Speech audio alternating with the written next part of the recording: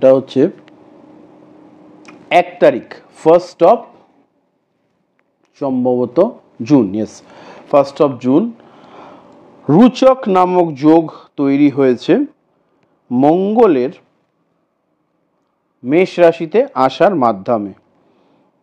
মঙ্গলের মেষ রাশিতে আসার মাধ্যমে রুচক নামক এক যোগ, বিশেষ যোগ, এটা তৈরি হয়েছে। সো এই রুচক যোগটা কিভাবে আপনাদের রাশি ওয়াইজ এফেক্ট দেবে সেটা নিয়ে একটু ছোট্ট করে বলে নিই, আর আপনারা একটু যত্ন করে শুনে নিন, ঠিক আছে? আচ্ছা, রাশি ওয়াইজ আলোচনা, এটা আপনাদের চন্দ্র রাশি, নাম রাশি, এই দুটো দিয়েই আপনারা এটাকে ধরতে পারেন, অসুবিধা নেই। একটু বিষয়টা যখন ডিসাইড করবেন বা বিষয়টা যখন বিচার করবেন তখন পারিপার্শ্বিক পরিস্থিতি এবং আপনার জন্মছকের কি কি দোষ রয়েছে, সমস্যা রয়েছে, সেগুলোকেও একটু কনসিডার করবেন। যদি মিলছে তো জানবেন ঠিক আছে, যদি মিলছে না জানবেন কিছু ক্ষেত্রে প্রবলেম রয়েছে যেগুলোর প্রতিকার সত্যিই করানো প্রয়োজন। আচ্ছা, এবার যেটা বলবো সেটা হচ্ছে রাশিতেই, অর্থাৎ মঙ্গলের এই যে আসা, অর্থাৎ মঙ্গল গ্রহের এই যে রাশিতেই আসা, কোন রাশিতে? মেষ রাশিতে যে তার ভ্রমণ হলো, এটা খুব ভালো ফলাফল দিতে চলেছে অবশ্যই। কাদের জন্য? মেষ রাশি জাতক জাতিকাদের জন্য। কি কি ভালো রেজাল্ট এনারা পাবেন? সবচেয়ে আগে যেটা পাবেন সেটা হচ্ছে পুরো বিষয়টার মধ্যেই একটা খুব সুন্দর বিষয় রয়েছে, সেটা হচ্ছে যে উদ্যম বাড়বে, লড়াই বাড়বে, যুদ্ধ বাড়বে এবং তার পাশাপাশি অগ্রগতি দেখতে পাওয়া যাবে।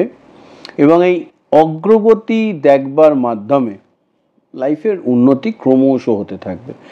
এইটা একটা বড় জিনিস প্রথমত।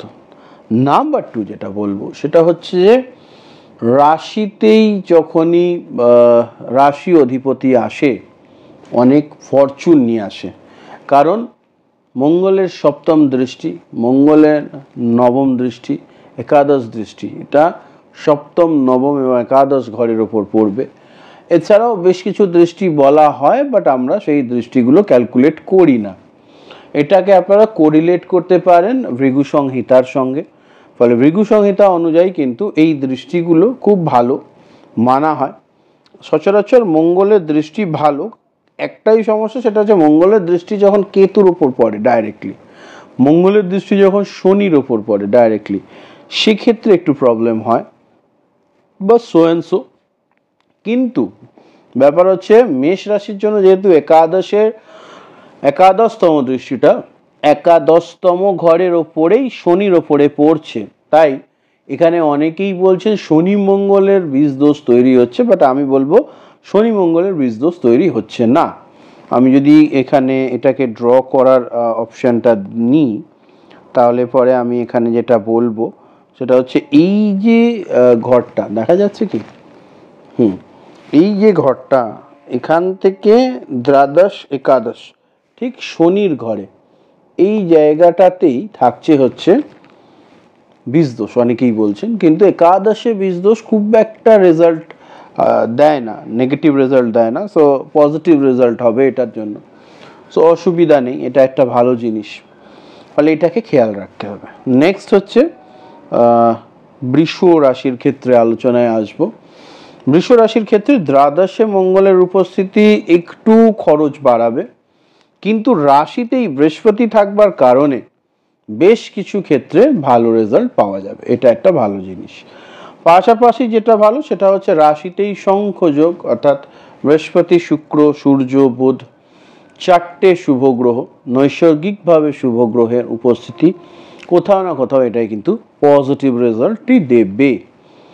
এটা আমরা বলছি মঙ্গলের রাশি পরিবর্তনের ব্যাপারে, যেটা হয়েছে 1 জুন। আচ্ছা, নেক্সট যেটা বলবো সেটা হচ্ছে যে দ্বাদশে মঙ্গলের মতন পাওয়ারফুল গ্রহ গেলে পরে সমস্যা যেটা হয়, মানুষের মধ্যে একটু উগ্রতা বৃদ্ধি পায়, হঠাৎ করে রেগে যাওয়া, মাথা গরম, অনেকের অনেক দিন ধরে কোনো অপারেশন ডিউ আছে, সেই অপারেশনটা হয়ে যাওয়ার একটা ব্যাপার কিন্তু থাকবে। ফলে এইগুলোকে একটুখানি সো অ্যান্ড সো চেষ্টা করতে হবে যাতে এগুলো খেয়াল থাকে। যারা অনেক দিন ধরে অপারেশন ডিউ আছে তাদের বলবো ডাক্তারের সঙ্গে যোগাযোগ করে সেকেন্ড ওপিনিয়ন নিয়ে যদি একদম করতেই হয় তাহলে একটা ভালো দিন তিথি দেখে এটা অবশ্যই করে নেবেন। নেক্সট হচ্ছে মিথুন রাশির আলোচনায় আসবো। মিথুন রাশির জন্য এই যে গ্রহ অর্থাৎ মঙ্গলের তাদের গ্রহ তাদের রাশির থেকে দ্বাদশ একাদশের এই যে উপস্থিতি কোথাও না কোথাও কিন্তু খুব সুন্দর ভালো ফলাফল দেবে। মিথুন রাশি জাতক জাতিকাদের জন্য ফিনান্সিয়ালি স্টেবিলিটি হবে, আর্থিক প্রাপ্তি হবে, নতুন কোনো ব্যবসা বা চাকরি শুরু হতে পারে, সেটারও একটা ভালো দিক দেখতে পাচ্ছি। ফলে এই পজিটিভিটিগুলো সুন্দর করে রয়েছে, সেটাকে কাজে লাগাতে হবে। পাশাপাশি রিলেশনশিপের ক্ষেত্রেও অনেক দূর অগ্রগতি, দীর্ঘদিনের আটকে থাকা কোনো সম্পর্ক বিয়ে পর্যন্ত গড়াতে পারে। ফলে মিথুন রাশি জাতক জাতিকাদের জন্য কিন্তু এটা খুব ভালো একটা যোগ আমি দেখতে পাচ্ছি। এরপর চলে আসবো আমরা কর্কট রাশির আলোচনায়। কর্কট রাশির ক্ষেত্রে দশমে মঙ্গলের অবস্থান। এখন মঙ্গল কর্কট রাশির জন্য দশমেশ, ফলে দশমে আসা সত্যিই কিন্তু আর্থিক প্রাপ্তির জন্য ভালো, স্বাস্থ্য উদ্ধারের জন্য অর্থাৎ অনেক দিন ধরে কোনো প্রলং ডিজিজে ভুগছিলেন সেটার জন্য ভালো। ফলে এই ধরনের পজিটিভিটিগুলো সত্যিই খুব ভালো কাজে লাগবে, সেগুলোকে কাজে লাগাতে হবে। পাশাপাশি যে বিষয়টা না বললেই নয় সেটা হচ্ছে আপনাদের আরও একটা পজিটিভ যে জিনিস দেখতে পাচ্ছি সেটা হচ্ছে কোথাও না কোথাও কিন্তু এই কর্কট রাশির জাতক জাতিকাদের ক্ষেত্রে পুরো বিষয়টাই খুব সুন্দর হবে রিলেশনশিপের ক্ষেত্রে। অর্থাৎ অনেকেরই বিবাহ ফিক্স হতে পারে, নতুন জব হতে পারে, যারা এতদিন বেকার বসছিলেন তাদের হঠাৎ করে একটা ভালো জব হওয়ার সম্ভাবনা এবং পসিবিলিটিস কিন্তু বৃদ্ধি পাচ্ছে। ফলে এগুলোকে একটুখানি খেয়াল রাখতে হবে, সেটা মাথায় রাখুন, ডেফিনেটলি ভালো হবে। চলে আসবো এরপর কর্কটের পর সিংহ রাশির আলোচনা। সিংহ রাশির ক্ষেত্রে দ্বাদশ একাদশ দশম নবমে মঙ্গলের উপস্থিতি এবং অবশ্যই একটু ডিসিপ্লিনড ওয়েতে কাজ করাবে, জীবনে উন্নতি করাবে, ভালো কিছু হওয়ার সুন্দর যোগ রয়েছে, পজিটিভ যোগ রয়েছে এবং তার পাশাপাশি কিন্তু হঠাৎ করে ঝগড়া অশান্তি হওয়ারও একটু সম্ভাবনা রয়েছে, প্রিয়জনেদের থেকে একটু দূরত্ব তৈরি হবে। ফলে সিংহ রাশি জাতক জাতিকাদের ক্ষেত্রে এই যে বিষয়টা সেটাকে খেয়াল রাখতে হবে এবং আমি বলবো এটাকে একটু যদি মাথায় রাখা যায় সেক্ষেত্রে কোনো তীর্থস্থানে ভ্রমণ, কোনো মন্দিরে বিশেষ কাজের জন্য অর্থদান, এই সমস্ত ক্ষেত্রগুলোতে আপনারা কাজ করবেন, এটা খুব ভালো। সিংহ রাশি জাতক জাতিকাদের জন্য নবমে উপস্থিতি অবশ্যই ভাগ্যের উদয় ঘটাবে এবং এই ভাগ্যের কারণেই আপনারা কিন্তু অনেকটা ভালো রেজাল্টও পাবেন। ফলে এই বিষয়টাকে অবশ্যই কাজে লাগান, সেই মতো এগিয়ে চলুন, নিশ্চিত ভালো ফলাফল পাবেন। তো এটা ছিল সিংহ রাশির রাশিফল বললাম। কেন? সেটা হচ্ছে যে সিংহ রাশির রাশিফল বলছি এই কারণে, সেটা হচ্ছে 1 জুন থেকে যে গ্রহের চেঞ্জ হয়েছে, অর্থাৎ মীন রাশির থেকে মেষ রাশিতে মঙ্গলের গোচর হয়েছে, তার গোচর ফল বলছি আমি। অবশ্যই এটা চন্দ্র রাশি ধরে করা, ফলে আপনারা এটাকে চন্দ্র রাশি থেকেই বিচার করবেন অথবা নাম রাশি থেকে বিচার করবেন, লগ্ন থেকে নয়। আচ্ছা, এরপর আসবো কন্যা রাশি। কন্যা রাশির ক্ষেত্রে অনেকেই বলছেন কন্যা রাশি না কান্না রাশি। এখন কন্যা রাশি না কান্না রাশি তার চেয়েও বড় কথা, অষ্টমে মঙ্গল আসলে পরে হঠাৎ করে ব্লাড সুগার হওয়ার সম্ভাবনা থাকে, প্রেশার বেড়ে যাওয়ার সম্ভাবনা থাকে, চোট আঘাত অ্যাক্সিডেন্টের জোর যোগ তৈরি হয়, এটা একটা বড় ব্যাপার। ফলে অবশ্যই কন্যা রাশি জাতক জাতিকারা খুব সতর্ক সাবধানে থাকবেন। অযাচিত ঝগড়া, অবাঞ্ছিত কোনো কোর্ট কেস লিটিগেশন, হঠাৎ করে কোনো ঝামেলায় জড়িয়ে পড়বার একটা সম্ভাবনা কিন্তু অবশ্যই রয়েছে। কিন্তু ভালো খবর হলো অষ্টমে যতই এই ধরনের গ্রহগুলো বসুক, নবমে কিন্তু বৃহস্পতি শুক্র একসঙ্গে রয়েছে। ফলে বৃহস্পতি এবং শুক্র নবমে একসঙ্গে থাকায় অবশ্যই কিছুটা, যেহেতু বৃহস্পতি ব্যালেন্স করতে খুব ভালো পারে, এটার একটা পজিটিভিটি কিন্তু আপনারা অবশ্যই পাবেন। ফলে সেটাকে কাজে লাগাতে হবে। চলে আসবো এরপর কন্যা রাশির পর তুলা রাশির আলোচনায়। তুলা রাশির ক্ষেত্রে সপ্তমে মঙ্গলের উপস্থিতি, অনেকেই এটাকে মাঙ্গলিক দোষ বলে, কিন্তু যেহেতু মঙ্গল তার নিজের ঘরে, ফলে মঙ্গল দোষের নেগেটিভ এফেক্ট খুব একটা হবে না, পজিটিভিটি রয়েছে।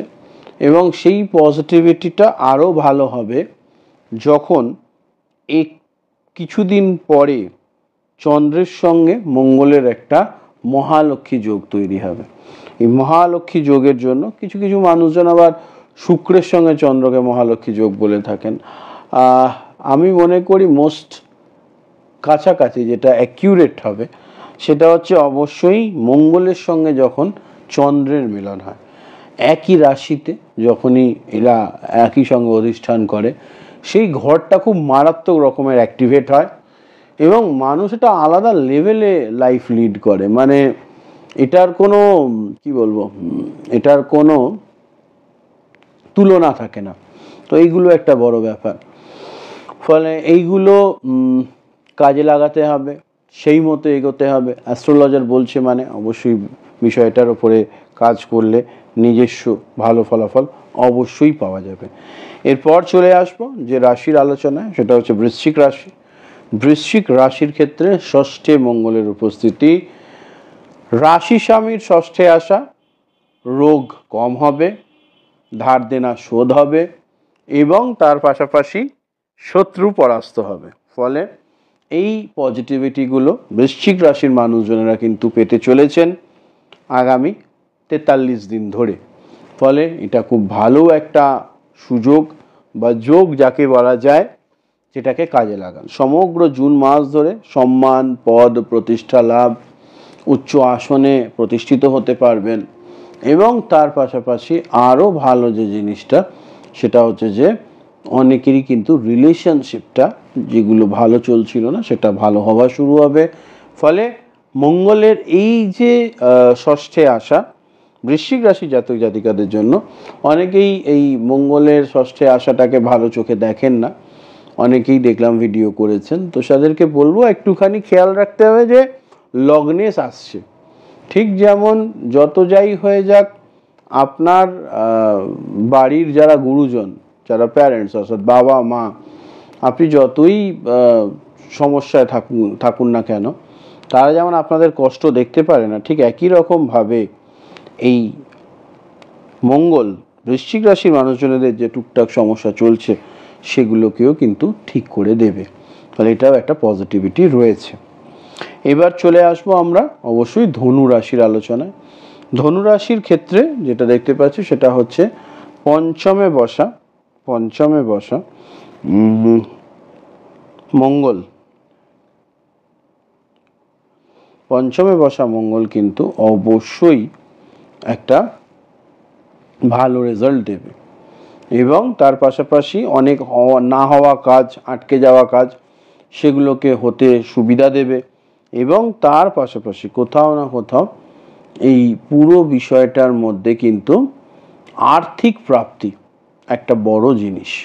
ফলে আর্থিক প্রাপ্তিরও কিন্তু জোর যোগ রয়েছে ধনু রাশির জাতক জাতিকাদের জন্য, এটাকে কাজে লাগান। চলে আসবো এরপর ধনুর পরে মকর রাশির জাতক জাতিকাদের জন্য। মকর রাশির জাতক জাতিকাদের জন্য যেটা দেখতে পাচ্ছি কোথাও না কোথাও আপনাদের অবশ্যই স্বাস্থ্য উদ্ধার হবে, কারণ চতুর্থে উপস্থিতি ফিক্সড অ্যাসেট হয়, প্রচুর আর্থিক প্রাপ্তি হয়, জীবনে উন্নতি হয়। তার পাশাপাশি ফিক্সড অ্যাসেট হওয়ার ব্যাপারটাই কিন্তু মারাত্মক একটা জিনিস। অনেকেই আমায় প্রশ্ন করেন, দাদা বাড়ি কবে হবে? এবার সময় এসে গেছে, সেই মতো কাজ করতে হবে। চলে আসবো এরপর মকর পর কুম্ভ রাশির আলোচনায়। কুম্ভ রাশির ক্ষেত্রে যেটা দেখছি সেটা হচ্ছে কুম্ভ রাশির রাশিতেই যেহেতু অবস্থান করছে হচ্ছে শনিদেব, ফলে সমস্ত বিষয়গুলোতেই না একটু স্লো চলার একটা নীতি চলছে। আর সেই স্লো চলা নীতিটার জন্য যে সমস্যাটা মানুষজনকে ফেস করতে হচ্ছে সেটা হচ্ছে যতটা ফাস্ট গ্রোথ আপনারা চাইছেন সেই ফাস্ট গ্রোথ কিন্তু হচ্ছে না।